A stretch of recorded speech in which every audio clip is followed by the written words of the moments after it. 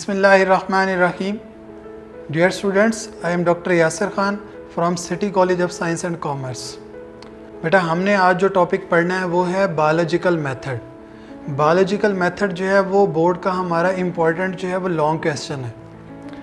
Biological method को हम define कैसे करते हैं कि एक ऐसा मेथड है जो बेस कर रहा होता है यूजुअली 3 चीज़ों के ऊपर। Number 1 data collection, number 2 observation, number 3 experimentation.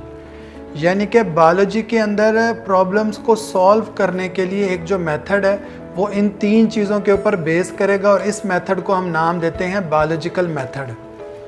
ये आप 8 से भी पढ़ते आ रहे हैं, आगे आपने मैट्रिक के अंदर भी पढ़ा, वही तमाम चीज़ें जो है वो यहाँ पर मौजूद हैं, बस सिर्फ इसके अंदर कुछ ऐसे शॉर्ट क्वेश्चंस हैं जो बोर्ड में पूछे जाते हैं। बायोलॉजिकल मेथड के अंदर सबसे पहला जो स्टेप है वो है ऑब्जर्वेशन का। ऑब्जर्वेशन के बाद है हाइपोथेसिस, हाइपोथेसिस के बाद है डिडक्शन, फिर एक्सपेरिमेंटेशन, फिर थ्योरी और उसके लास्ट में है लॉ। बायो के अंदर आपको लॉ जो है वो सबसे कम मिलेंगे। इसकी रीज़न आपने बतानी है बेटा कि क्यों आखिर बायो के अंदर सबसे कम लॉ मौजूद है as compare to physics and chemistry.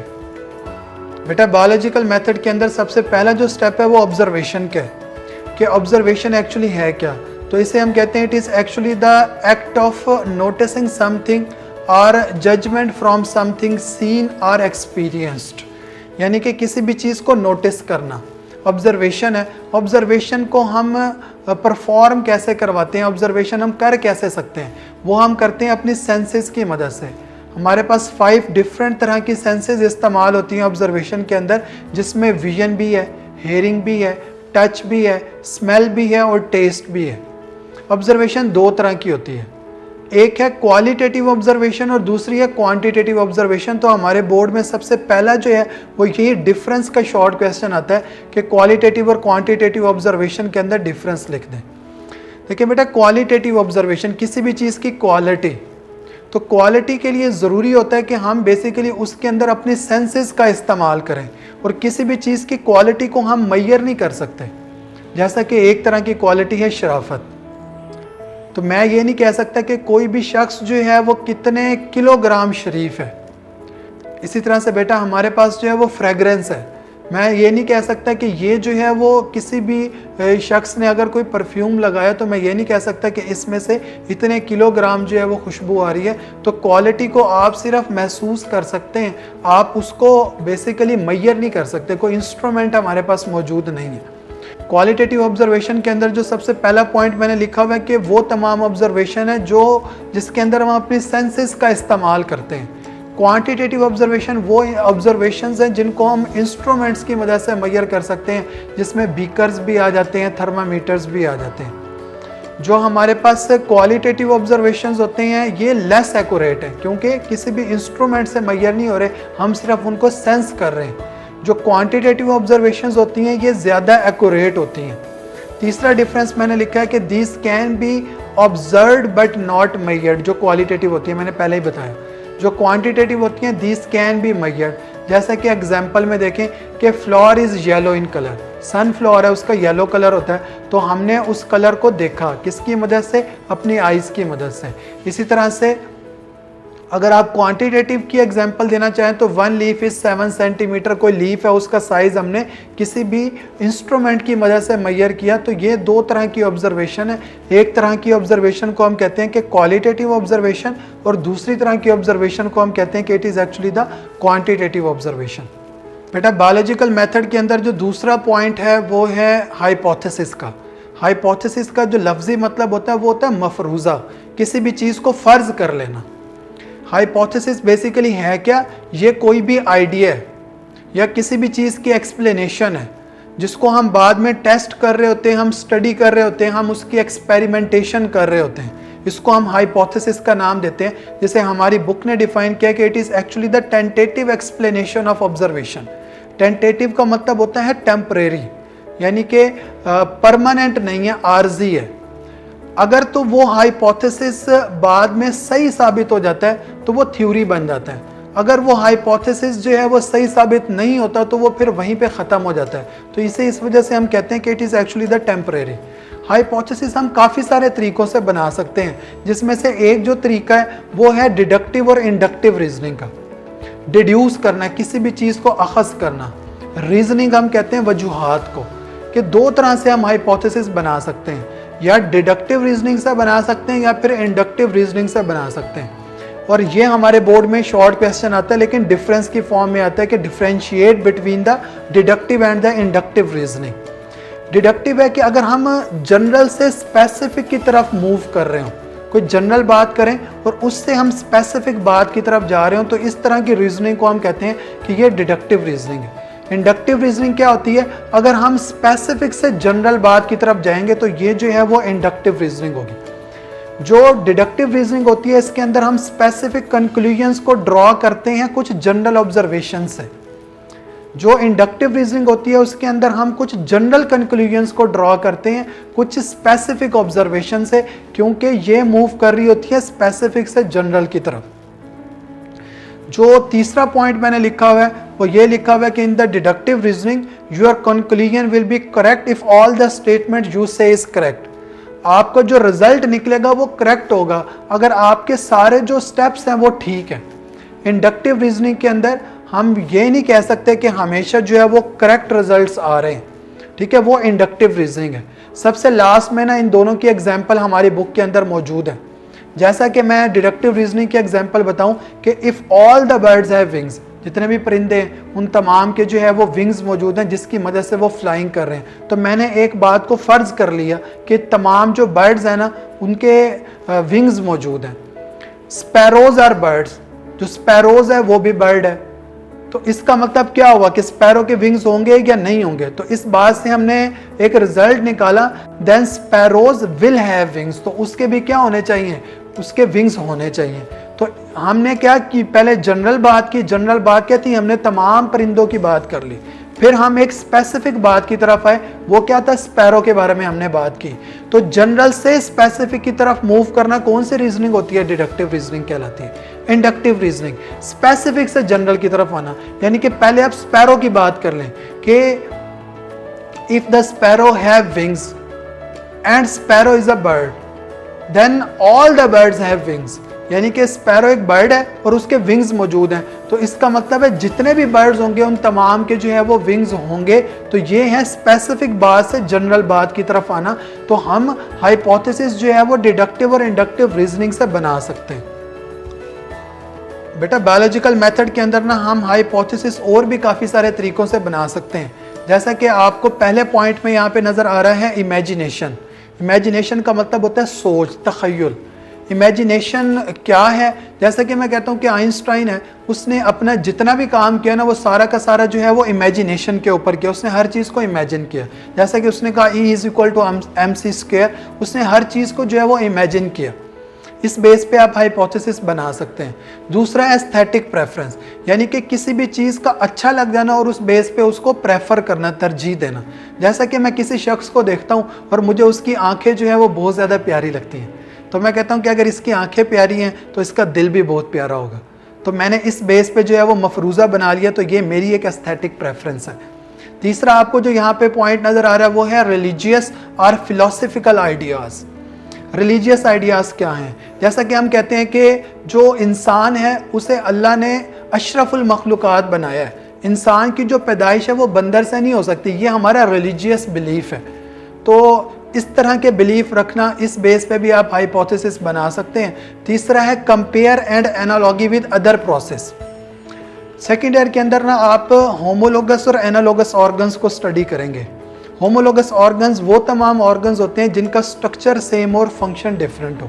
Analogous organs वो तमाम ऑर्गन्स होते हैं जिनका स्ट्रक्चर डिफरेंट हो लेकिन फंक्शन सेम हो, तो उनको हम एनालॉगस ऑर्गन्स का नाम देते हैं। जैसा कि मैं बात कर लेता हूँ बर्ड्स के विंग्स की, तो आपको बैट्स के विंग्स, आपको पिजन के विंग्स और आपको ईगल के विंग्स जो है वो डिफरेंट कैटेगरी के नज़र आ रहे हैं। जैसा कि आप बैट्स के विंग्स को स्टडी करते हैं तो आपको पता चलता है कि ये बहुत छोटे से हैं और जब ये ओपन होते हैं तो बहुत ह्यूज हो जाते हैं। ईगल की और जो पिजन है इनके डिफरेंट कैटेगरी के विंग्स हैं, लेकिन इनका काम क्या है, एक है, और वो क्या है, फ्लाइंग करना है। तो स्ट्रक्चर डिफरेंट हुआ, फंक्शन सेम हुआ। तो हमने कहा कि इन ऑर्गन्स को हम एनालोगस ऑर्गन्स कहेंगे, और एनालोगस ऑर्गन्स की जो स्टडी होती है उसे हम नाम देते हैं एनालॉगी का।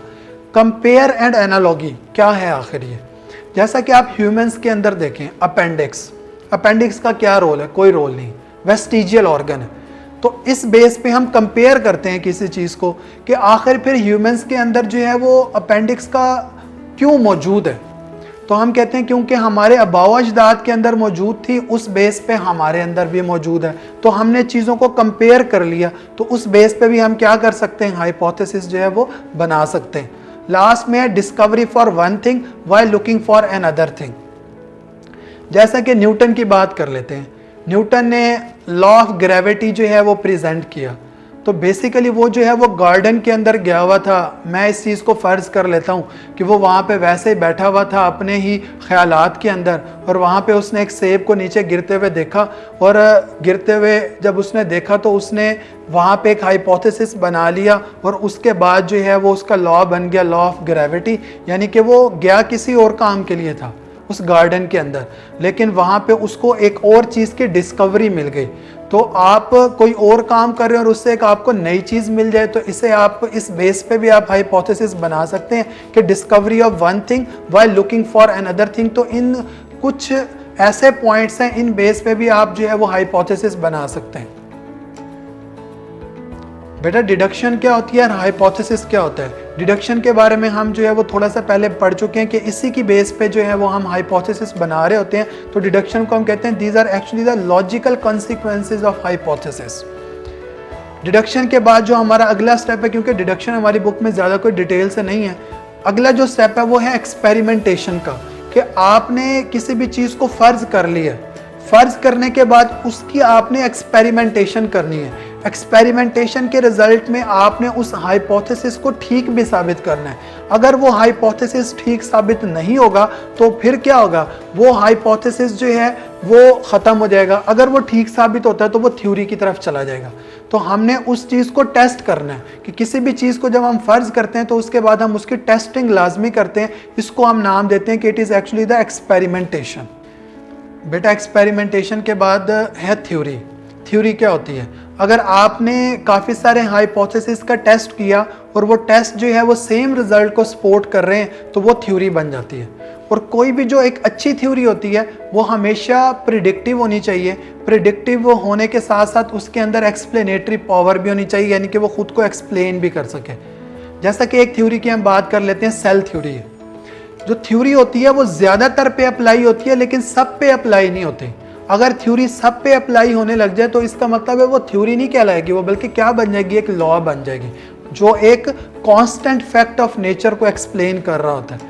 तो थ्योरी जो है वो ज़्यादातर पे अप्लाई हो रही होती है। जैसा कि हम सेल थ्योरी की बात कर लेते हैं, सेल थ्योरी जो है वो ज़्यादातर ऑर्गेनिजम्स, लिविंग ऑर्गेनिजम्स तमाम पे जो है वो अप्लाई होती है, एक पे नहीं होती। और वो किस पे नहीं होती, वो वायरसेस पे नहीं होती। इसी तरह से हम जर्म थ्योरी ऑफ डिजीज़ को देख लेते हैं, वो भी एक थ्योरी है। वो तमाम जो है वो माइक्रो ऑर्गेनिजम्स पे अप्लाई हो रही है लेकिन वायरस के ऊपर जो है वो अप्लाई नहीं होती। तो थ्योरी जो है वो ज़्यादातर एस्पेक्ट्स को कवर कर रही होती है लेकिन तमाम एस्पेक्ट्स को कवर नहीं कर रही होती। तो हमने कहा कि जो एक अच्छी थ्योरी होगी वो नए से नए जो है वो हाइपोथेसिस को भी सजेस्ट करे और साथ में उसके अंदर एक्सप्लेनेटरी पावर भी होनी चाहिए एक अच्छी थ्योरी के अंदर। जैसा कि कोरोना वायरस से पहले जो है वो हमारे पास मलेरिया था।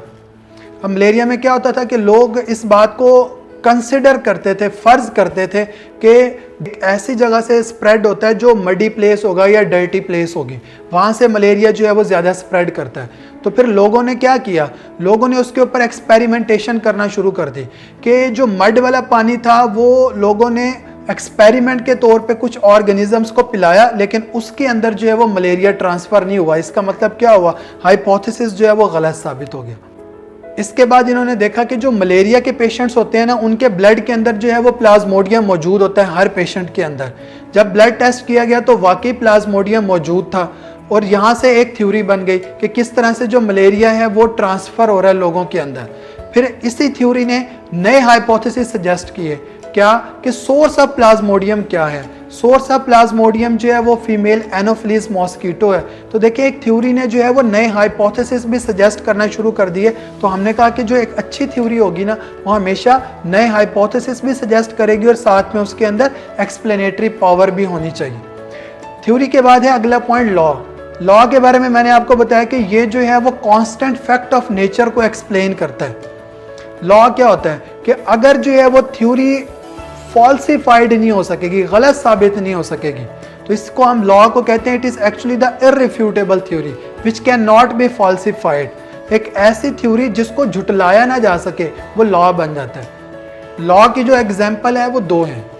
एक है हार्डी-वेनबर्ग लॉ, ये आपको सेकेंड ईयर के अंदर मिलेगा, और दूसरा है Mendel's law of inheritance. Mendel's ने दो लॉ प्रेजेंट किए थे, एक लॉ ऑफ सेग्रीगेशन है और दूसरा लॉ ऑफ इंडिपेंडेंट असॉर्टमेंट है, जिसका इंट्रोडक्शन जो है वो आप मैट्रिक के अंदर पढ़ चुके हैं कि लॉ ऑफ सेग्रीगेशन क्या होता है, लॉ ऑफ इंडिपेंडेंट असॉर्टमेंट क्या है। हमारे एफएससी की सिलेबस के अंदर आपको यही लॉ मिलेंगे, Hardy-Weinberg law and Mendel's law of inheritance. बेटा थ्योरी और लॉ का डिफरेंस जो है वो हमारे बोर्ड का इंपॉर्टेंट शॉर्ट क्वेश्चन है। इस स्लाइड के अंदर आपको थ्योरी और लॉ का डिफरेंस नजर आएगा। थ्योरी और लॉ में क्या डिफरेंस होता है? थ्योरी को हम कहते हैं कि जब काफ़ी सारे हाइपोथेसिस सेम रिजल्ट को सपोर्ट कर रहे हो तो उसको हम थ्योरी का नाम देते हैं। लॉ को हम कहते हैं कि ये हमारे नेचर का एक कांस्टेंट फैक्ट होता है which is actually the irrefutable theory. जो थ्योरी होती है जैसे ही कोई नए पॉइंट्स आते हैं तो थ्योरी जो है वो हमेशा रिवाइज हो जाती है। इस वजह से आपको एक पॉइंट ये भी मिलेगा कि इट कैन बी रिवाइज्ड और replaced as the new evidence comes to light. जो लॉ होता है इसे हम कहते हैं कि ये जो है वो रिवाइज नहीं हो सकता बिकॉज क्योंकि ये कांस्टेंट फैक्ट ऑफ नेचर को एक्सप्लेन कर रहा होता है। जो थ्योरी होता है ये टेस्टेबल एक्सप्लेनेशन है that has not been proven. जो लॉ होता है ये प्रूव हो चुका होता है। थ्योरी जो है वो किसी भी फिनोमिना की कॉज को एक्सप्लेन कर रही होती है और जो लॉ होता है वो किसी भी फिनोमिना की नेचर को एक्सप्लेन कर रहा होता है। लास्ट में आप एग्जाम्पल भी लिखेंगे। थ्योरी की एग्जाम्पल में सेल थ्योरी या फिर जर्म थ्योरी ऑफ डिजीज, और लॉ की एग्जाम्पल के अंदर Hardy-Weinberg law and Mendel's law of inheritance, जिसमें लॉ ऑफ सेग्रीगेशन और लॉ ऑफ इंडिपेंडेंट असॉर्टमेंट। बेटा इस स्लाइड के अंदर आपको MCQs नज़र आ रहे हैं। आपने इन तमाम MCQs को अटैम्प्ट करना है और उसके बाद इन तमाम MCQs का आंसर जो है वो कमेंट सेक्शन में देना है ताकि मुझे भी अंदाज़ा हो कि आपको किस हद तक लेक्चर्स जो है वो समझ आ रहे हैं। तो देखें बेटा ये था बायोलॉजिकल मेथड और ये मोस्ट इंपॉर्टेंट लॉन्ग क्वेश्चन है इस चैप्टर का।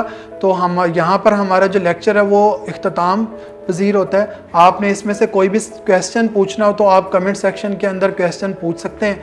ठीक है बेटा, अपना ख्याल रखें। अल्लाह हाफिज़।